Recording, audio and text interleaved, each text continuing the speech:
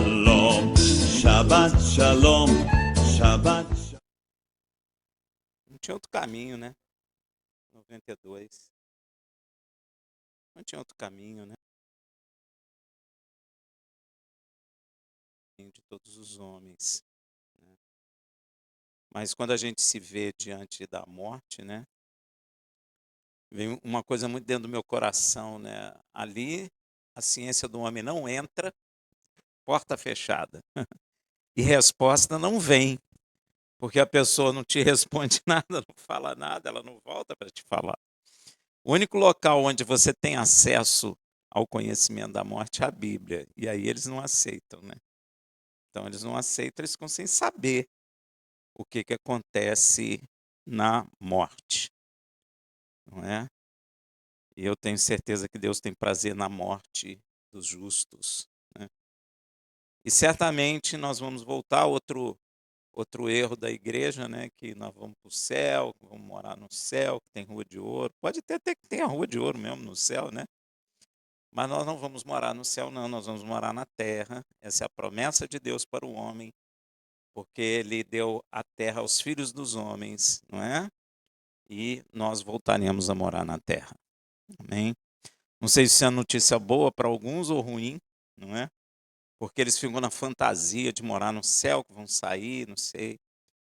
Não é? E não é bem assim que a Bíblia explica. A Bíblia ensina que nós vamos morar na terra. Os justos herdarão a terra e nela habitarão para sempre. É Deus que vem habitar com os homens, não é os homens que vão habitar com Deus, é Deus que vem habitar com os homens, não é? Seu filho também, ele e seu filho. E nós não precisaremos ser iluminados nem pelo sol, nem pela lua, porque a glória do Pai eterno e de Yeshua HaMashiach, seu filho, vão iluminar a terra. Amém? A glória deles. Isso é fantástico. Isso é muito bonito. Nós estamos na Paraxá Ekev, traduzido seria mais ou menos pois que, por causa. Não é? Essa Paraxá vai de Devarim 7:12 a 11:25, a Haftará é Isaías 49:14 a 51:3, é muito bom ler. E a porção do Berit Hadashá é João 7:1 a 8:59. E hoje eu quero comentar alguma das palavras que Yeshua proferiu no lugar do tesouro no templo. Lugar do tesouro no templo, alguns dizem que tinha gasofilácio, né? E também era chamado de gasofilácio. Eu não sei se o nome gasofilácio vem de lá. Eu não sei lhe dizer, mas eu sei que lá tinha, né, gasofilácio. Interessante. Me parece que era um lugar onde as pessoas ficavam. Era perto do pátio das mulheres, e Yeshua ficava ali, Yeshua falava ali, né? Eu não sei se ele dizia que ele queria dizer que ele que era o tesouro, né? Na verdade, eu não sei, mas eu acho que era um lugar bem assim mais popular, né? Que ele entrava e ali falava. E nesse dia ele disse uma coisa lá em João 8:20. Essas palavras proferiu Yeshua no lugar do tesouro, quando ensinava no templo, e ninguém o prendeu, porque ainda não era chegada a sua hora. Na realidade, tudo da vida de Yeshua foi estabelecido pelo Pai, e nada que aconteceu, aconteceu por um acaso e nem fora do tempo estabelecido pelo Senhor, não é? Porque às vezes as pessoas é, param para pensar e alguns dizem assim, não, sua morte está estabelecida, etc, etc, etc, mas tem pessoa que suicida, não é verdade? Tem pessoa que pega o carro também e anda chutado e bate. Se não morre, fica aleijado, se não fica aleijado, morre, né? Essas batidas muito fortes. Também tem armadilhas malignas, né? Às vezes você está na estrada e acontecem desgraças, etc, etc. E a vida das pessoas são ceifadas até antes do tempo, não é verdade? Mas com Yeshua, isso não aconteceu. Tudo que ele fazia estava estabelecido pelo Pai. E tudo que ele falava, ele ouvia do Pai e falava com os homens. ele não, nós já lemos isso, ele não veio fazer a vontade dele, mas ele veio fazer a vontade do Pai. E tudo que aconteceu na vida dele foi estabelecido pelo próprio Pai, o tempo, a hora, o lugar. Então ninguém podia tocar nele enquanto não chegava o tempo estabelecido pelo Pai. Então o pessoal estava doido para prender ele, mas ele falava publicamente, ninguém colocava a mão nele porque ainda não era chegada a sua hora. E isso nos demonstra que o Pai controlava o tempo que Yeshua ia ficar aqui na terra e o momento que ele ia sair da terra. E esse momento é interessante, eu não sei se você já leu lá em João, já deve ter lido isso, que quando uns gregos foram querer falar com ele, ele falou: é chegada a minha hora. Ou seja, quando a mensagem dele começou a sair das fronteiras de Israel, vamos dizer assim, começar a cair nos ouvidos de outros povos, ele viu, então agora já está transbordando, é necessário desligar o fogo. Ferveu, transbordou, né? Então desliga o fogo. Então estava na hora dele sair, não é? Então, Yeshua sabia o tempo e a hora dele, ele não foi pego de surpresa, tá bom? E veja o que Yeshua diz nesse dia lá em João 8:23. Disse-lhes ele: vós sois de baixo, eu sou de cima. Vós sois deste mundo, eu não sou deste mundo. Irmão, isso é um discurso.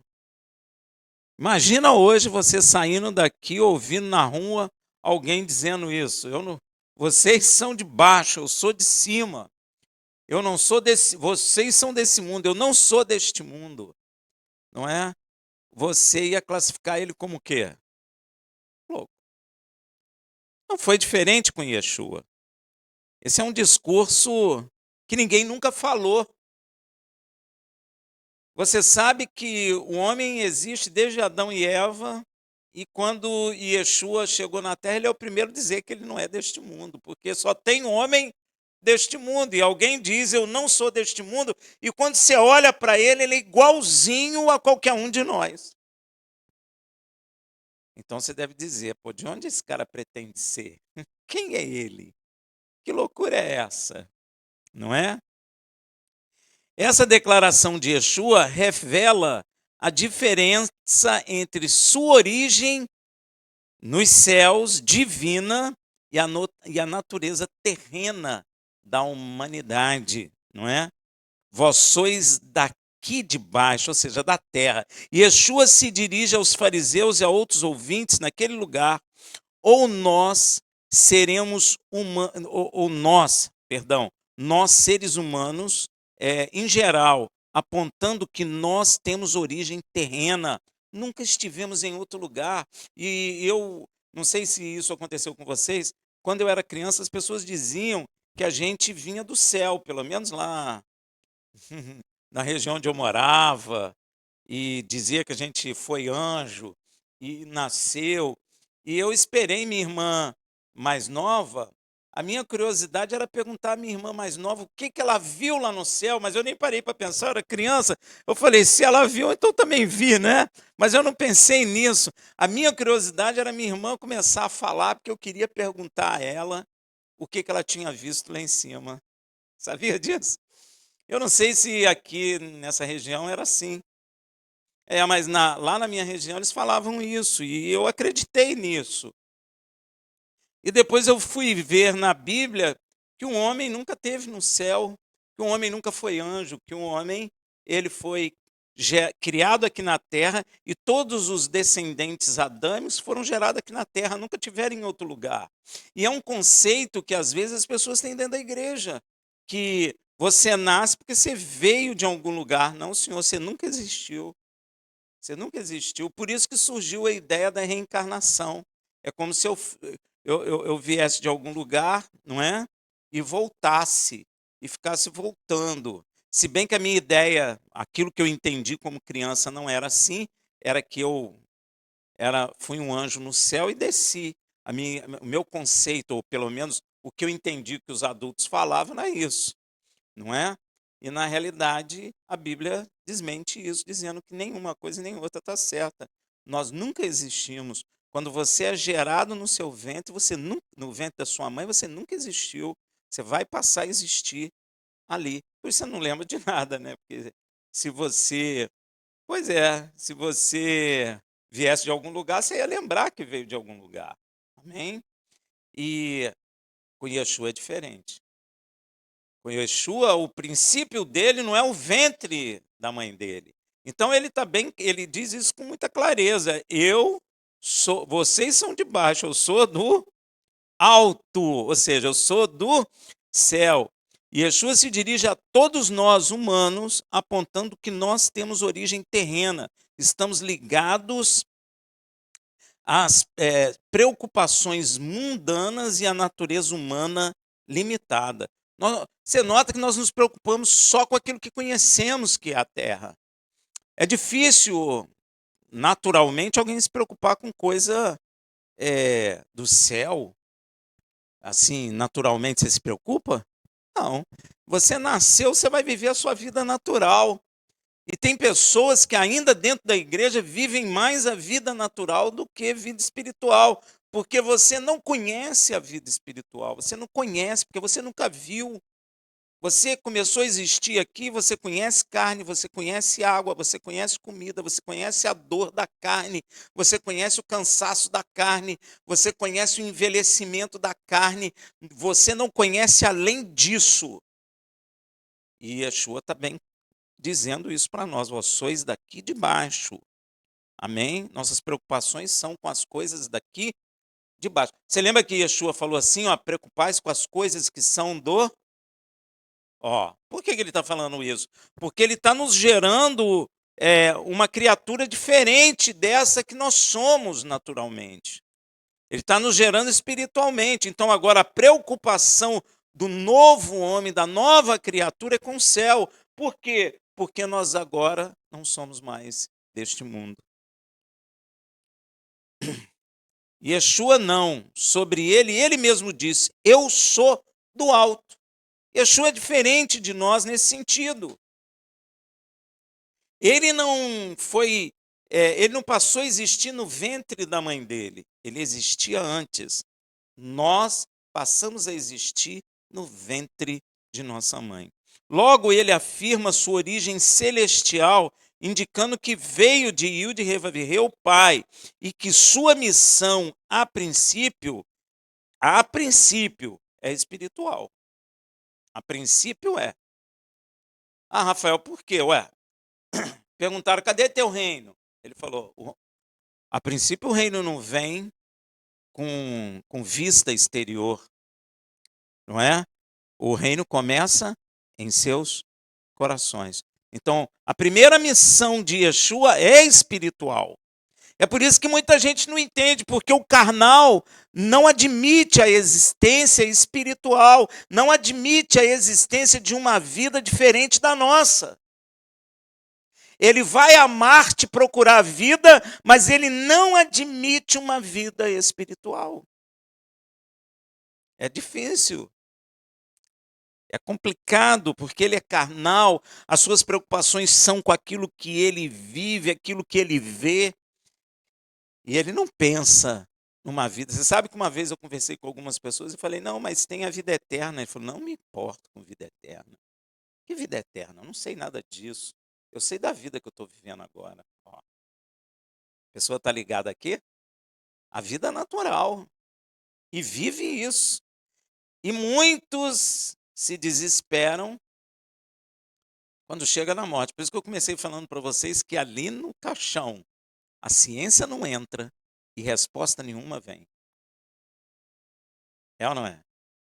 E quando nós chegamos próximo à perda dessa vida natural, nós começamos a inventar e criar coisas para consolar o nosso coração. Aí inventamos que viemos do céu, que voltamos para o céu, até dentro da própria igreja tem isso. Então, Yeshua fala que a sua principal missão, a princípio, é a conquista dos corações dos homens. Gente, isso é loucura total. Nunca, nunca, nunca na Terra, algum imperador, algum governante quis alcançar o coração dos homens. Nunca. É o primeiro império, vamos dizer assim, o primeiro reino, vamos dizer assim, que primeiro ele não quer posse de terra. Ele quer o coração dos homens. Eu poderia dizer a você que é o único reino que a sua batalha inicial não é física, é espiritual. Ele vai dentro do coração do homem conquistar o coração do homem. Os outros não. Os outros vêm, querem posse da terra, e quem não aceita, o que eles fazem? Matam. Pronto. É assim que acontece, até os dias de hoje. Então, a missão é transformar homens carnais em homens espirituais. E isso é uma transformação radical. Radical. Ele não te tira do mundo, e ele falou: Pai, eu rogo a ti para que não os tire do mundo. Olha só, ele nos transforma em homens de outra natureza, mas ele não quer que a gente saia daqui. Ele roga ao Pai: eu não peço que os tire do mundo, mas que os guarde do maligno. Eu estou gerando eles, Pai, eu peço a ti, não os tire daqui, mas os guarde. Proteja-os no meu nome que tu me destes. Olha que coisa. Olha que coisa. Por que ele pede isso? Hein? Você já viu um neném quando nasce? O que a gente faz? Protege. Se ele está nos gerando agora novas criaturas e nós nascemos nele sem compreender muita coisa, porque criança não compreende a coisa de imediato, então nós precisamos de um guarda, de uma guarda, de um carinho, para que nós possamos crescer. Por isso que Paulo fala assim: Senhor, eu rogo para que os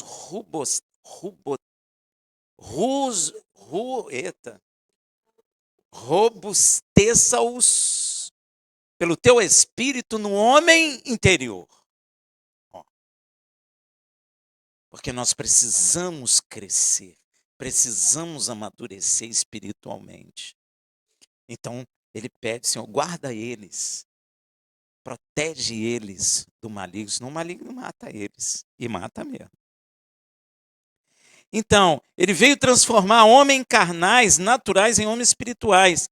E quem é do mundo não compreende essa missão, pois quem é do mundo se preocupa com as coisas do mundo, como está escrito lá em 1 João 4,5. Eles são do mundo, por isso falam como quem é do mundo, e o mundo os ouve. Fala do mundo, por isso o mundo entende eles.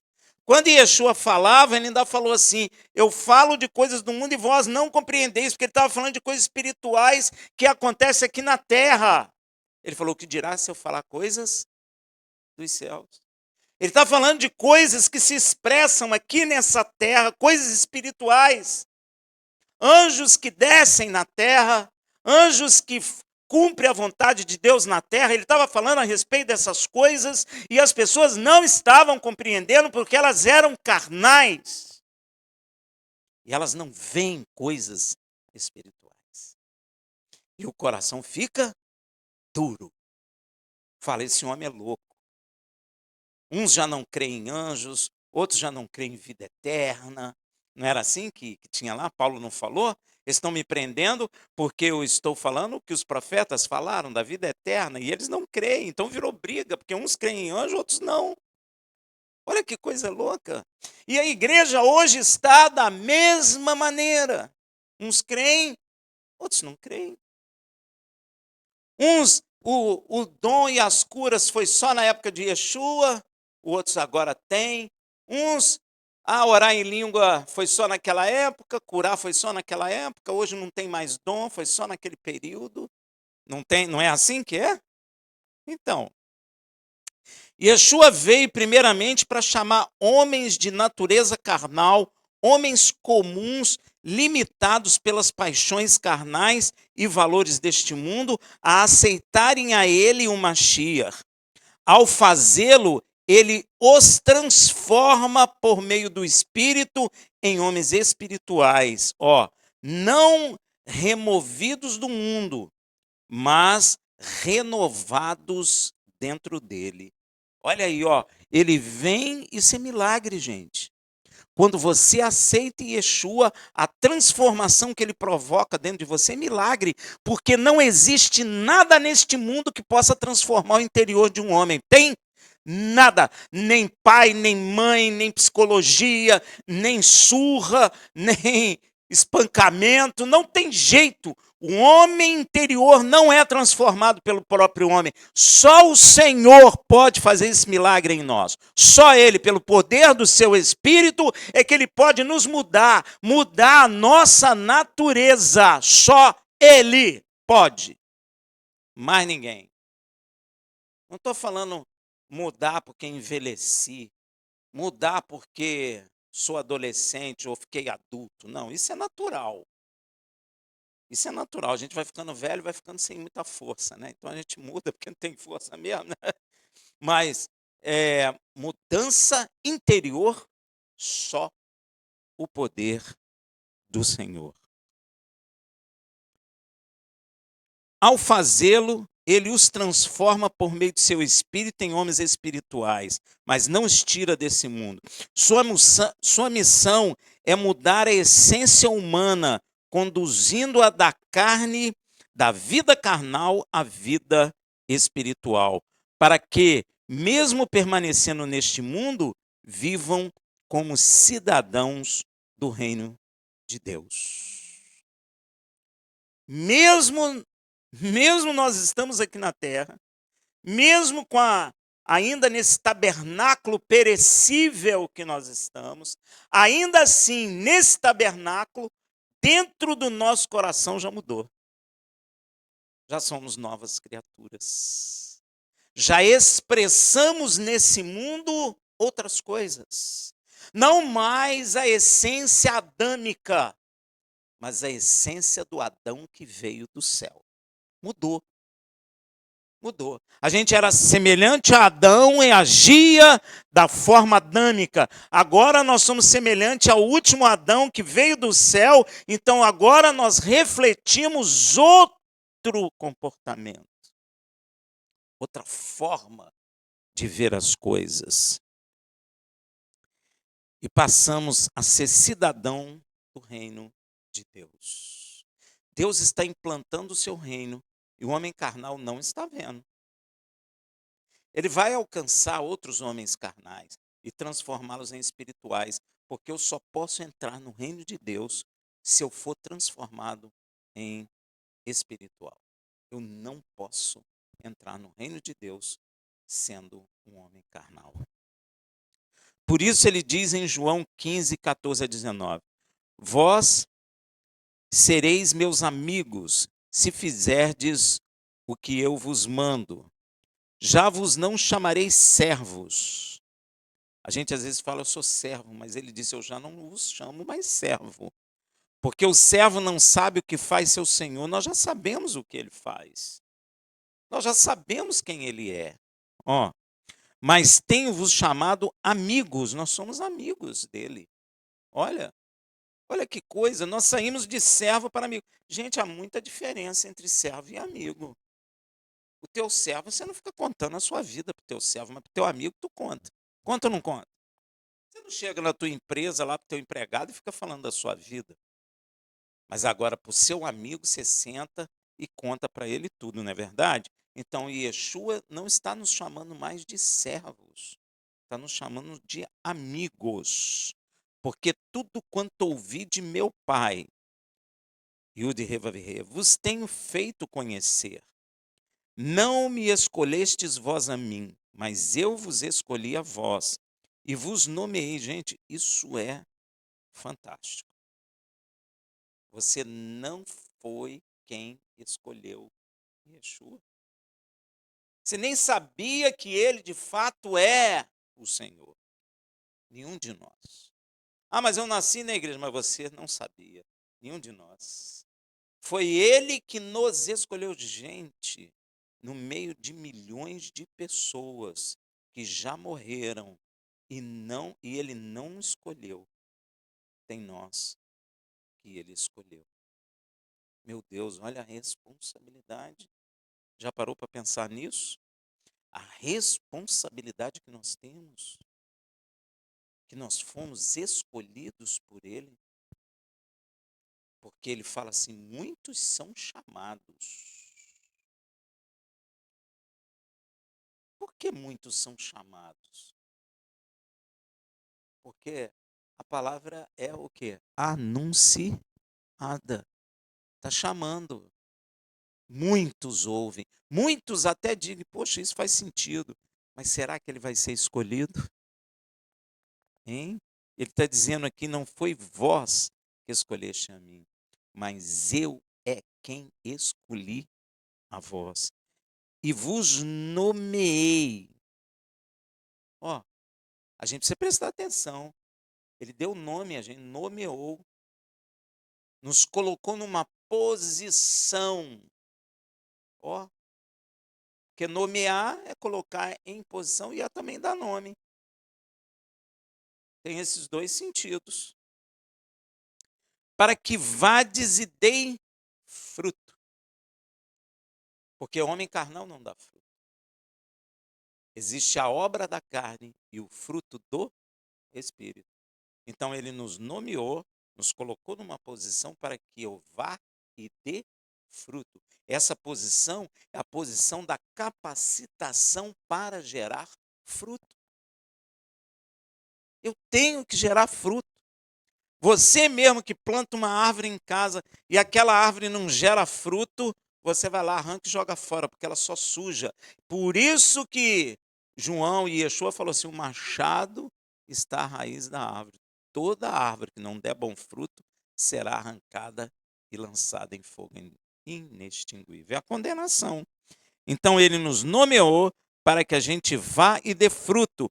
E mais, o vosso fruto permaneça, a fim de que tudo quanto em meu nome perdides o Pai, e isso as pessoas gostam de ouvir, ele vos conceda.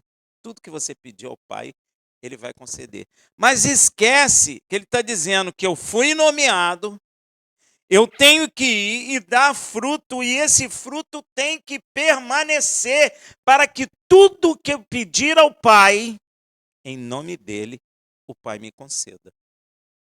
Porque se eu não dou fruto, ou se eu dou fruto e ele não permanece, não adianta eu pedir ao Pai em nome dele, que o Pai não vai me dar. As pessoas gostam de ler e pegar aquilo que é agradável. Mas eu preciso dar fruto. Eu sou uma árvore que o Senhor pegou, tratou, adubou a terra, limpou, tirou parasita. Agora Ele quer que nós venhamos a dar frutos. Eu tenho que dar fruto. Yeshua fala a parábola assim. Aí sim, se eu dou fruto permanente. Por que fruto permanente, você sabe? Hein? O que Deus fala? Eis que abalarei as coisas abaláveis e as tornarei inabaláveis. As coisas abaláveis são as coisas físicas e materiais. As coisas inabaláveis são espirituais. Então, se eu der fruto espiritual, ele permanece, ele não acaba nunca. Deu para entender? Então, eu tenho que dar fruto espiritual. Quando eu estou dando fruto espiritual que permanece, aí sim, tudo que eu pedi ao Pai, em nome de Yeshua, ele me concede. Não tem erro. Às vezes as pessoas ficam jejuando e orando, mas não gera fruto. Confundiram dentro da igreja achando que fruto é converter os outros. Não é. É fruto espiritual. É benignidade, bondade, perseverança, fé, domínio próprio, amor, mansidão e fé, porque contra isso não há lei. E isso é espiritual e permanece para sempre. E se eu der fruto permanente, tudo que eu pedi ao Pai, em nome de Yeshua, Ele me concede. Olha aí, ó. Isso vos mando, que vos amei uns aos outros. Se o mundo vos odeia, sabei que primeiro do que a vós, odiou a mim. Tem gente que fala, não é ódio não. É ódio sim, tanto é que matou. É ou não é? O ódio é que leva à morte. Aí, ó. Pois é. Se vós fosseis do mundo, ó, ele já nos tirou do mundo. O mundo amaria o que era seu. Por que, que o mundo te rejeita? Por que, que as pessoas não te chamam para o churrasco quando você fala que você é crente de fato? Por quê? Porque eles te odeiam. Porque você não anda mais como eles. Você não faz as obras da carne mais. Aí o que, que eles fazem? Te rejeitam. Não falam com você, desviam de você, não te chamam para nada. E às vezes a igreja está tão despreparada que ela se sente rejeitada e às vezes estende a mão à iniquidade por causa disso. Sabia disso? Muitos, porque isso nem é falado nas igrejas. E às vezes, uma vez eu vi um homem ministrando, falando, não é ódio não, irmão, não é bem assim não. É isso sim que a Bíblia fala, é ódio. O mundo nos odeia. Está havendo perseguição agora? Não. Mas você sabe que já mataram muitos de nós no passado por crerem em Yeshua. E vai voltar a perseguição. Você já notou que está ficando um pouco difícil até de você falar que é de Cristo? Já nos associaram, por falta de sabedoria da igreja, até à direita política. Nós não somos de direita nem somos de esquerda, nós somos de Cristo, nós somos espirituais, nós não somos carnais. Nós não somos nem de direita e nem de esquerda, porque os dois são governos humanos, carnais, e nós somos espirituais. Nós somos da monarquia de Deus. É claro. Não, não é dos homens. É de Deus. Nós temos um rei. Eu tenho um rei. Sei o nome dele, sei quem ele é e sei que ele volta. Soberano, e vai receber o reino. Ah, Rafael, quando? Isso não cabe a mim dizer. Eu sei que ele vai. Eu sei que ele vai receber. Então, nós não somos nem de direita nem de esquerda. A igreja está carnal, gente. Ela está tomando uma posição política carnal e isso está errado. Rafael, mas eu tenho que votar. Sim, você tem que votar, mas você não tem que tomar posição. Você pode votar em quem você quiser, mas você não pode tomar posição. Você não pode. A igreja tomou uma posição. Hoje em dia, o pessoal da esquerda está pensando como que vai atrair os evangélicos para eles. Olha só que coisa absurda. Até um rapaz aí falou que nunca vai aceitar por causa disso, porque a palavra diz isso, diz aquilo. Ele até falou direitinho, mas isso, meu irmão, demonstra como a igreja está carnal. Porque a igreja não tem que tomar posição disso. A igreja tem que orar. Não interessa quem subiu no poder no Brasil, a gente tem que orar por eles, não é isso que a Bíblia manda? Seja de esquerda ou seja de direita, eu tenho que ajoelhar e falar assim, eu tenho misericórdia desses homens.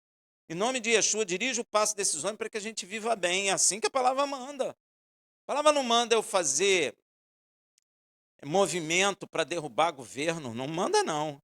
Nós não devemos fazer revolução nenhuma, a igreja não participa disso. Amém? Pois é. Cuidado com isso aí. Se o mundo vos odeia, sabei que primeiro do que a vós, me odiou a mim. Se vós fosseis do mundo, o mundo amaria o que era seu. Ó, por isso que o mundo nos odeia. Mas porque não sois do mundo, antes eu vos escolhi do mundo. Por que você não é do mundo? Porque ele te escolheu. E a função dele, que Deus deu a ele, é para nos pegar e nos transformar em homens espirituais, em novas criaturas que não são mais deste mundo natural. Essa é a função primária dele, vamos dizer assim. Depois ele já vem para juízo, mas primeiro não. E ele vai dizer isso aqui. Por isso é que o mundo vos odeia, porque ele nos escolheu. Rafael, mas a minha família não quer falar comigo? Isso acontece. A palavra ensina que isso acontece. Nós precisamos ter consciência disso. Porque ou você nega Yeshua, ou nega sua família. E aí, como é que fica? Tem gente querendo viver bem dos dois lados. Não dá não, meu irmão. Não dá não. Tem certas horas que não vai dar. Você está entendendo? Tem coisa que você não pode. Não deve. Tem coisa que você não vai ficar falando, conversando, piadinhas, conversas tolas, palavras torpes. O pessoal te chama para ir ser padrinho lá no batismo lá. Como é que tu vai se associar a isso? Como é que tu vai apoiar um negócio desse, cara? Tu vai ter que dizer não. Aí a tua família vai ficar o quê? Zangada contigo. E aí você vai aceitar só para eles ficarem contentes? Não pode. Não pode. Por isso o mundo vos odeia. E o mundo passa a nos odiar e passa a nos rejeitar. E Yeshua continua nos explicando o que acontece com quem não crê nele. Gente, isso é muito sério. Olha o que ele fala. João 8:24. Por isso vos disse que morrerei em vossos pecados, porque se não credes que eu sou, morrerei em vossos pecados. E aí, como é que fica isso? Que tem? Ele é tão legal. Não, meu irmão, ele vai morrer nos seus delitos, seus pecados. Ah, mas ele está na religião dele, ele crê assim. Não importa. Ele vai morrer nos seus delitos e seus pecados. Seja seu pai, sua mãe, seu irmão, seu amigo. Se não aceitar Yeshua, Yeshua é o único caminho, não tem outro. Não tem religião para salvar o homem, não tem filosofia que possa salvar o homem, não tem, sei lá, estrutura teológica que possa salvar o homem, não tem estrutura religiosa que possa salvar o homem. O único é Yeshua. E eles estão falando que Maria intercedei por mim, como pode? Que tem? Que tem? Que eles vão morrer nos seus delitos, seus pecados, e são milhões de pessoas. Como a gente não vai falar? Não importa que eles rejeitem, tem que falar. Esses dias, em Goiás, milhares de pessoas atrás de uma imagem de escultura. A mesma história que um pescador ou uma pessoa da roça achou, levou para um lugar e ela voltou para o meu lugar e todo mundo fica atrás dela adorando a imagem. Aqui em Goiás, foi esses dias. Não sei nem o nome da imagem lá. Agora você imagina, milhões de pessoas cegas, fica debaixo do sol quente e não reclama. Não reclama, cara.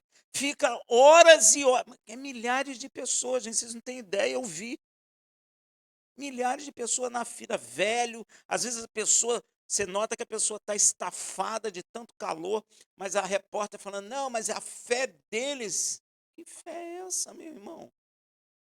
Sabe para que eles ficam na fila lá? Horas e horas. Gente, a pessoa chegou 7 horas, 10 horas da noite ainda não tinha chegado para ver a tal da imagem. Olha que loucura! Eu falei, meu Deus, às vezes o crente lá não pode ficar um pouquinho louvando que quer ir embora. O idólatra fica o dia todo debaixo do sol quente, debaixo do sol quente, para ver uma imagem feita por mão de homem. Pois é. Eu falei, meu Deus, tem alguma coisa errada. Ele vai chegar, a mulher chorou quando viu a imagem. Chora, sobe escada de joelho. Jesus, que isso? O quê? Até milagre acontece. O diabo não é bobo, prende todo mundo. E Yeshua está dizendo: se não crê em mim, morrerei em vossos pecados. Yeshua está em um intenso diálogo nesse momento com os fariseus e aquelas pessoas que o ouvem, revelando verdades espirituais sobre a sua identidade e missão. É porque as pessoas não prestam, nem a igreja presta atenção nesses diálogos de Yeshua.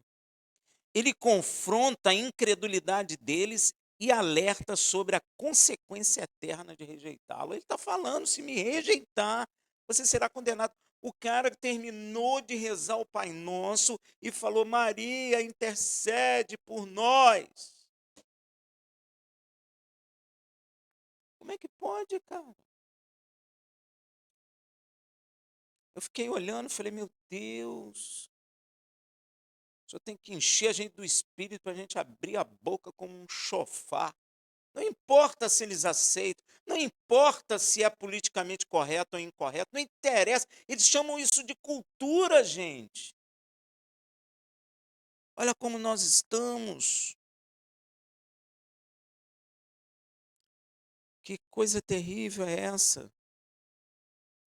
Se rejeitar, se não credes que eu sou. Você sabe por que Yeshua falou isso? Não é? Essa frase ela tem muito significado. Eu sou. Henri, né? Remete ao nome divino do Pai, revelado a Moisés. Eu sou o que sou. Henrié, Axé, Henrié. Yeshua está afirmando sua origem no Pai. Ele fala: eu vim do Pai.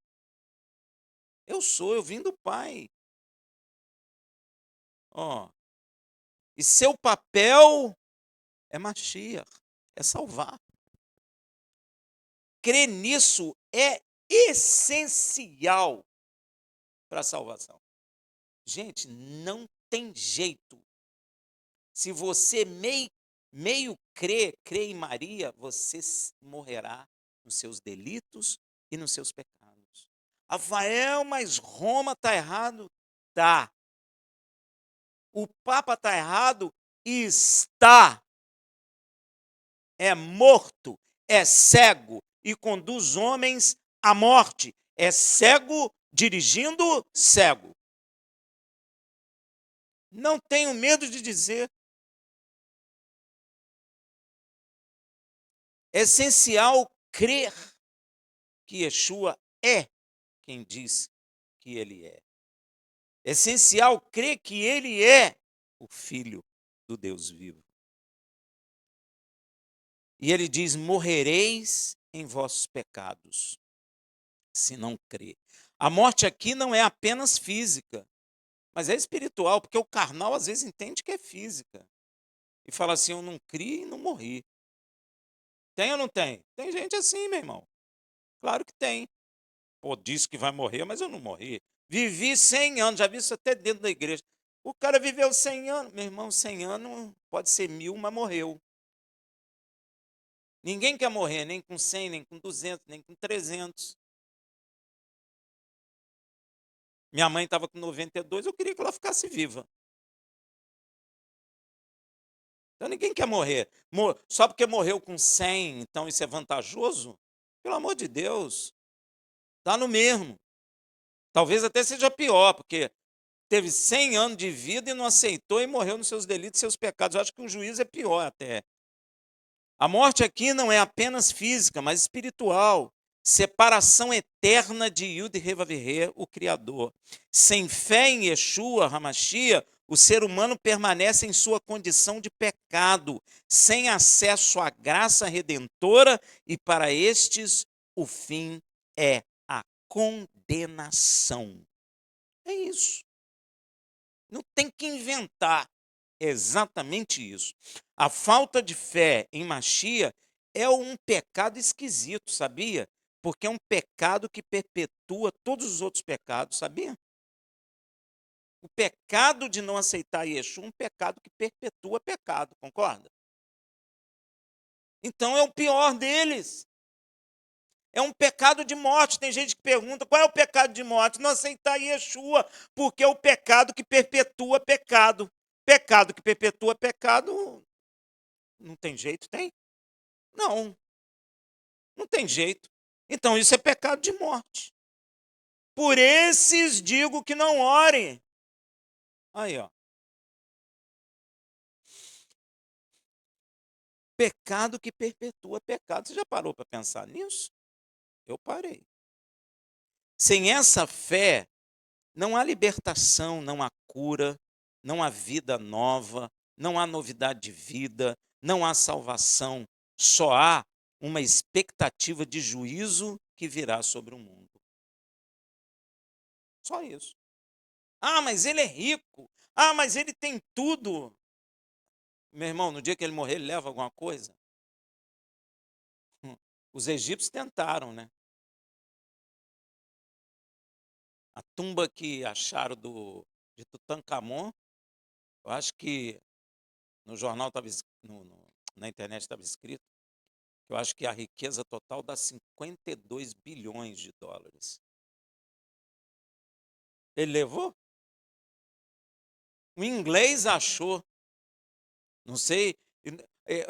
Vou dizer uma coisa, é porque o pessoal antes não achou, né? Porque se tivesse achado, roubava tudo e vendia. É claro. Ele não levou nada.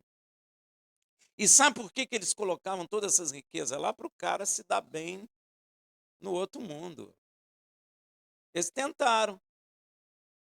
Eles tentaram. Mas eu acho que não deu certo, não. Pois é. Morria tudo junto lá dentro. Agora você imagina, eu tenho para mim que não deu certo essa história. Porque encontraram ele lá sequinho e mortinho da Silva. E não levou nada, porque tá tudo lá, não é? Então eles não levaram nada. O ladrão não roubou, então ele não se deu bem, não. Então, sem essa fé em Yeshua, não tem jeito. Não há libertação, só juízo. Se morrem seus pecados, logo sereis todos condenados. E isso Yeshua não só diz para Israel, não, gente, mas para todos os homens, para todos os povos, nações e línguas. Veja em Marcos 16, 15 e 16.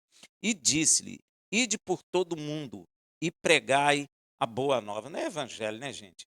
A palavra verdadeira é boa nova. E pregai a boa nova a toda criatura. Quem crê e for batizado será salvo. Mas quem não crê será o quê? É a mesma coisa que ele falou em Israel, gente. Mandou falar para as outras nações. Mandou falar para o Brasil, mandou falar para todos os povos. É do meio do que estavam e do meio daqueles que estavam escutando Yeshua ali, veio uma pergunta. Olha que pergunta, João 8:25. Perguntavam-lhes então: quem és tu? Respondeu-lhe Yeshua: exatamente o que venho dizendo que sou. Por que ele respondeu assim, gente? A gente às vezes não presta atenção nas coisas, né? Ó, Yeshua está em meio a um debate, acredito eu, acalorado público, não é? Cheio de gente em volta dele. Tava lá os líderes religiosos, ele estava no templo, né? Então estava lá fariseus, saduceus, um monte de gente. Eles estão desafiando sua autoridade, questionando sua identidade, na verdade. Quem é você para estar aqui falando?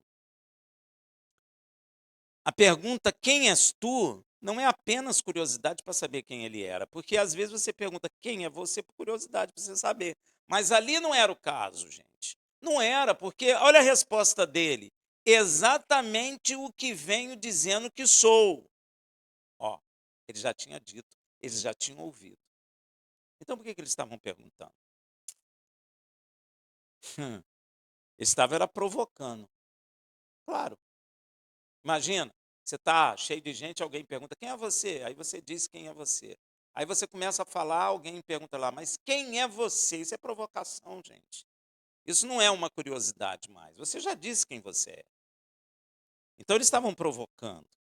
É uma provocação, uma tentativa de mascará-lo, perdão, de desmascará-lo ou desacreditá-lo, entendeu? dele gaguejar lá, mas ele não gagueja. O que desde o princípio vos tenho dito. E Yeshua responde que ele já revelou quem é, desde o início do ministério dele. Ele sempre falou, ele nunca escondeu. Ele nunca escondeu. Ele sempre disse: eu sou o Filho de Deus, eu sou o Messias, sou eu que sou. Curou e falou: sou eu mesmo. Ah, mas quando o Messias vier, eu sou.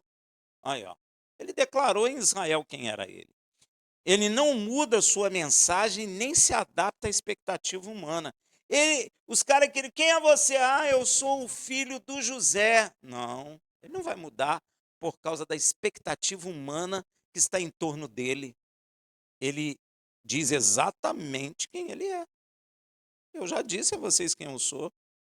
Ele não muda sua mensagem nem se adapta às expectativas humanas. Sua identidade como filho de Yud Revaviheu Mashiach já foi declarado publicamente, mas os corações endurecidos não querem aceitar. Por isso que ficam fazendo essas perguntas. A resposta de Yeshua é deliberadamente provocadora. Ele não dá uma nova explicação, porque o problema não é falta de informação de quem ele é, mas é a falta de fé em quem ele é. É diferente. Uma coisa é eu não ter informação de quem ele é. Quando Yeshua nos converte, a gente não tem informação de quem ele é. Depois que a gente recebe a informação de quem ele é, cabe eu crer em quem ele diz que ele é. E às vezes, muita gente na igreja recebe a informação, tem a informação, mas não crê de fato em quem ele diz que ele é. É diferente. Você já percebeu isso? Hein? É diferente. Eu posso receber informação e crer, ou eu posso receber informação e não crer. E quando eu não creio, eu faço essas perguntas: quem tu és? Mas eu já sei quem ele é. Eu quero é ouvir se ele muda ou se ele não muda. Eu quero é desmoralizá-lo na frente de todo mundo. Eu quero ver se ele gagueja, sabe aquela gaguejada? Quer ver se faz. O quê? O diabo quer o quê? Humilhar ele na frente de todo mundo. É como se dissesse: vocês já sabem quem eu sou, mas se recusam a crer. E Yeshua é consistente. Ele não muda sua identidade para agradar ou convencer ninguém. Ele não quer convencer ninguém.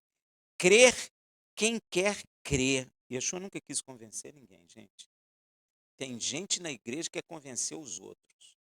Não tem como. Yeshua nunca quis convencer. Ele falou quem ele é, crê quem quer crer. Ah, lembra que Yeshua falou, aquele comer da minha carne, beber do meu sangue? Aí muita gente largou, porque dura esse discurso.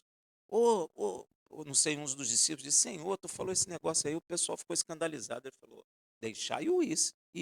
Aí, ó. Ele não muda o discurso dele porque o cara ficou desagradado daquilo que ele falou. Ele não muda o discurso dele porque um homem não aceitou e o outro aceitou. O discurso dele é o mesmo, sempre. Desde que ele começou até o dia da morte dele, o discurso dele é o mesmo. Crê quem quer. Muitos estão indo embora, Senhor. Deixai cego dirigirem seu cego, que ambos cairão. Você não nota, Yeshua? Não, peraí, não é bem assim, não é comer minha carne, nem beber meu sangue, não. Isso é só figurativo. Você vê ele falando isso? Não. E eu vejo pastor falando isso, não é figurativo. Mas ele não mudou o discurso dele. Imagina, gente, publicamente, meio de um monte de gente falava, você tem que comer minha carne e beber meu sangue. Imagina, tu ia crer? Pois é, como é que tu ia ficar ali naquela hora? Caramba, vou comer a carne do cara, que isso, o sangue. Não, esse menino aí, eu acho que não é bom da cabeça, não. Dura esse discurso, vai embora. Muitos largaram ele, meu irmão. E ele não mudou o discurso. Hoje, se ele fosse político, hoje os políticos, os ajudantes dos políticos iam dizer o quê? Não fale isso aí não, cara. Se você falar isso, tu vai perder o voto. É ou não é? É, meu irmão, exatamente isso. Imagina. Eis, vocês têm que comer minha carne e beber meu sangue. Acho que não ficava nem uma velhinha. Pois é, ainda diz, eu não sou deste mundo. Imagina, eu acho que ele não ia receber um voto sequer. Você está vendo, meu irmão? Ainda ia condenar ele e prender. Esse posicionamento de Yeshua nos ensina sobre integridade espiritual, viver com firmeza na verdade, mesmo quando ela é rejeitada pela maioria, viu, gente? O fato dela ser rejeitada pela maioria não significa que ela não seja verdade, ela continua sendo verdade. E nós temos que ter essa integridade de Yeshua. Isso é viver como ele viveu. Não importa o que um homem fale, não importa o que seu pai, sua mãe, seu irmão, seu filho, seu neto te rejeite. Não importa. Nós temos que ter integridade de permanecer em Yeshua como ele permaneceu. Isso fala de integridade. E logo depois, Yeshua diz em João 8:26: muitas coisas tenho que dizer e julgar cerca de vós, mas aquele que me enviou é verdadeiro, e o que dele ouvi, isso fala ao mundo. Parece que é uma coisa desconecta, não parece? Gente, tem coisa que Yeshua fala, você tem que parar e orar, porque a carne nos atrapalha. O que ele fala aqui, ele está naquela discussão, de repente ele fala: muitas coisas tenho que dizer e julgar acerca de vós, mas aquele que me enviou é verdadeiro, e o que dele ouvi, isso fala ao mundo. E Yeshua está respondendo aos líderes religiosos que o questionam. Ele afirma que tem muito a dizer, e tem, inclusive julgamento sobre a vida deles, mas que tudo que comunica mas tudo que ele fala, que ele comunica, vem de Yud Revavirei, o Pai. Ele não fala por si mesmo, mas como porta-voz da verdade divina. Por isso que ele diz: tenho muitas coisas para dizer e julgar de vós. Porque ele sabia o que passava dentro do coração de cada um deles. Quer dizer, até do nosso. Yeshua reconhece que há muito a ser revelado sobre o coração humano, inclusive sobre os pecados e hipocrisia dos fariseus. Mas ele está ali para, para condenar principalmente, perdão, ele não está ali para condenar precipitadamente. Sua missão, a princípio, é redentora. Então, primeiro, ele não vai julgar. Não é que ele é contra julgamento. É porque, primeiro, a função que Deus mandou ele na terra é para salvar, não é? Aquele que me enviou é verdadeiro, quando ele fala isso. E Yeshua reafirma que sua autoridade vem de Yud Revavirei, o Pai, que está no céu, que é a fonte da verdade. Isso reforça que suas palavras não são meras opiniões, mas revelações divinas. Você sabe que eu já ouvi gente falando que o que Yeshua fazia era, como é que chama? Filosofia? Não é, gente. Isso não é uma opinião. Yeshua não estava falando da opinião dele. Yeshua estava falando o que o Pai mandou ele falar. Yeshua estava revelando a fonte da verdade. O Pai, o que falo convosco é o que o Pai mandou falar. Eu não falo nada de mim mesmo. Ele afirma isso constantemente. Entende? Então, aquele que me enviou é verdadeiro. Então, a verdade que ele está falando, que ele está expressando na terra, vem de quem? Do Pai. Olha aí, ó. Yeshua reafirma que a sua autoridade, já li, digo ao mundo aquilo que dele ouvi. Ele se posiciona como mensageiro fiel do Pai, olha aí, ó. Tudo que ensina é o que recebeu do Pai. Não há invenção, exagero ou distorção, opinião própria.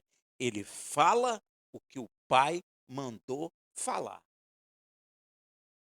Deu para entender? Isso mostra a integridade e a submissão de Yeshua à vontade do Pai. E aqueles que estavam ouvindo a Yeshua estavam em estado de incredulidade tão grande que, de fato, nem compreenderam de quem Yeshua acabara de falar. Yeshua estava falando do Pai, mas eles não entenderam. João 8:27. Eles não perceberam, olha, fala de percepção espiritual. Eles não perceberam que lhes falava do Pai. De tão incrédulos que eles estavam. Esse versículo revela uma realidade que ainda ecoa até os dias de hoje.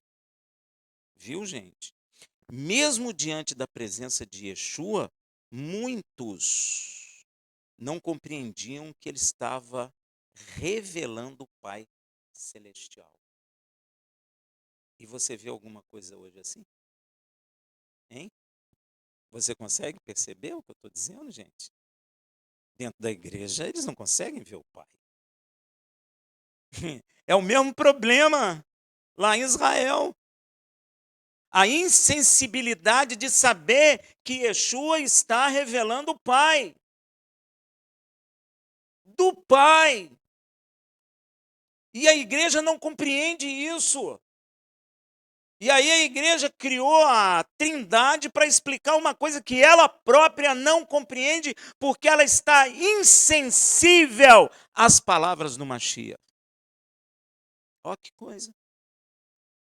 Ele disse: a vida eterna é essa, que conheçam a Ti, ó Pai Santo. Ele está trazendo a revelação do Pai na terra. Ele não está se revelando por si mesmo. Ele não está contando vantagem dele mesmo. Ele está revelando o Pai à humanidade e os homens não estão percebendo isso, nem dentro da igreja, nem em Israel. E ele fala uma coisa que ninguém liga. Pai, revelei o teu nome a eles. Ó. Eles creram que eu saí de ti, Pai Santo. Meu Deus, Yeshua está revelando o Pai, a igreja não vê. Tem algo de errado. Tem algo de muito errado. Yeshua não se agradou deles por eles não perceberem que ele estava falando do Pai. Eles diziam que adoravam o Pai, mas não conseguiam ver a glória do Pai nele. Olha que coisa. Sabe o que é isso? Insensibilidade espiritual. Tanto é isso que aquele ladrão na cruz, quando olhou, viu a glória do Pai nele. Todo arrebentado, todo desfigurado. Então não é ele, é a glória do Pai nele. Como é que aquele homem viu? O outro não viu. Mas o outro viu. Como é que ele chamou ele? Pô, quando tu entrar no teu reino, chama ele de rei, gente. Todo arrebentado, cheio de hematoma, todo suado, apanhou, não comeu, não bebeu. Estava todo arrebentado. Aquele homem olhou para ele e falou: Senhor, lembra-te de mim quando entrar no teu reino. Como assim? Aquele homem não tinha roupa de rei, não tinha rosto de rei, não tinha corpo de rei, não tinha roupa de rei, não tinha coroa na cabeça, não tinha nada indicando que ele era um rei. Como é que aquele homem viu? Sensibilidade espiritual. A palavra de Deus diz que Deus lançou luz nas trevas dos nossos corações para que possamos ver a glória dele na face de Yeshua HaMashiach. Ó, a igreja está entendendo isso? Gente, isso é extremamente perigoso. Muitos dentro da igreja estão fechando seus olhos, condenados, porque não têm a sensibilidade de ver que Yeshua revelou o Pai entre nós. Não sabem nem o nome do Pai. É assim, ó. Israel não crê no Filho. A igreja não crê no Pai. Qual está certo? Nenhum dos dois.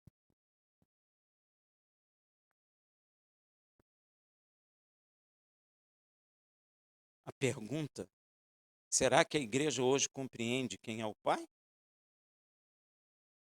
Ou a igreja não percebeu que Yeshua lhes falava do Pai? Eu acho que não está percebendo. Então isso é uma realidade hoje em dia também. Por isso que eu disse que isso ecoa até hoje. Shabbat Shalom.